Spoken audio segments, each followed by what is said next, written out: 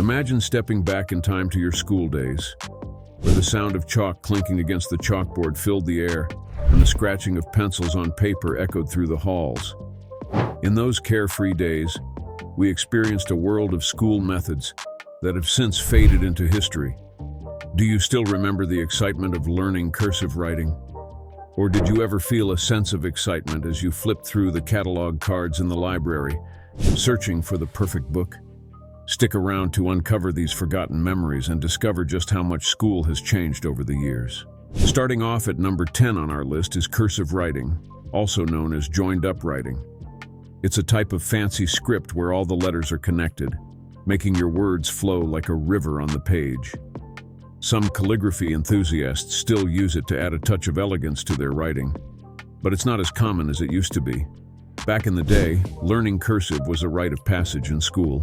We'd spend hours practicing our loops and swirls, trying to perfect our penmanship. And who could forget those penmanship awards at the end of the year? On to number 9, the beloved blackboard, or chalkboard as some may call it. Teachers would use their sticks of chalk to write down equations, diagrams, and spelling words with a flick of the wrist. And let's not forget the satisfying clack sound as the chalk hit the board. It was oddly satisfying, wasn't it?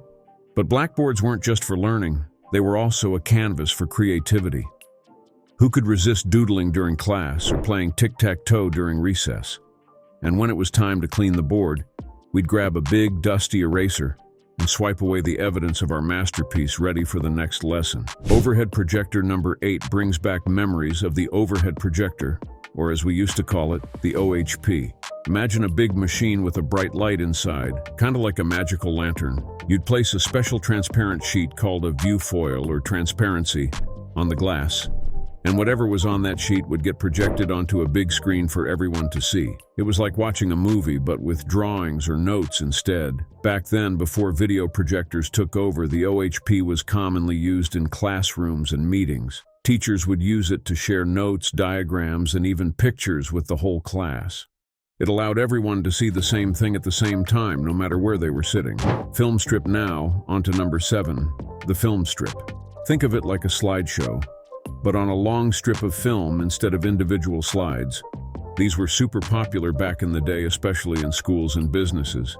Teachers would pop one of these bad boys into a projector, and there you go, instant lesson. Film strips were like the original version of educational videos. They were cheap, easy to store, and quick to rewind. Plus, they didn't need fancy equipment like VCRs or DVDs. Just load up the strip, hit play, and you're good to go. But like all good things, the reign of the film strip eventually came to an end. With the rise of video technology, they started to fade away, replaced by more modern formats. But hey, they still hold a special place in our hearts, don't they?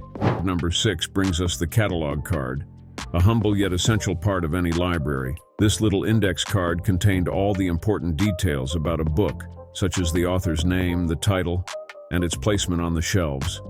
Before computers took over, these cards were the backbone of library organization. They made it easy to search for books and keep track of the library's collection. Can you remember flipping through hundreds of these cards to find what you're looking for? On to number 5, the Rolodex. The iconic rotating card file. Your own personal address book right at your fingertips. Need to find someone's phone number or email address? Just give the Rolodex a spin. Its name, a mashup of rolling and index, became synonymous with keeping track of contacts. CEOs, executives, and business professionals relied on their trusty Rolodex to keep their network in check. But as technology advanced, the Rolodex started to collect dust on desks everywhere. With digital contact lists and smartphones taking over, there was no need for those clunky cards anymore. Still, you can't help but feel a twinge of nostalgia when you think about the satisfying click of turning the Rolodex wheel. Next up, at number 4, we have the Spirit Duplicator, also known as the Rexograph or Ditto machine, depending on where you grew up. Imagine a machine that could churn out copies of documents like magic. It was a staple in schools, churches, and clubs, where making copies was a daily task. The name comes from the alcohols used in the solvents, giving it that distinct smell we all remember. The scent of freshly duplicated worksheets. But the Spirit duplicator wasn't perfect. It could only make a limited number of copies from one original, and the quality wasn't exactly top-notch. Still, it was cheap and easy to use, making it a favorite among small organizations and fanzine creators. It's funny to think about now, isn't it? Now, let's talk about number 3, the slide rule. The trusty slide rule, a mechanical calculator that was the go-to tool for math wizards back in the day. It was a ruler with sliding parts that could perform all sorts of mathematical operations, from multiplication to trigonometry. Slide rules came in all shapes and sizes, with special versions for aviation or finance folks.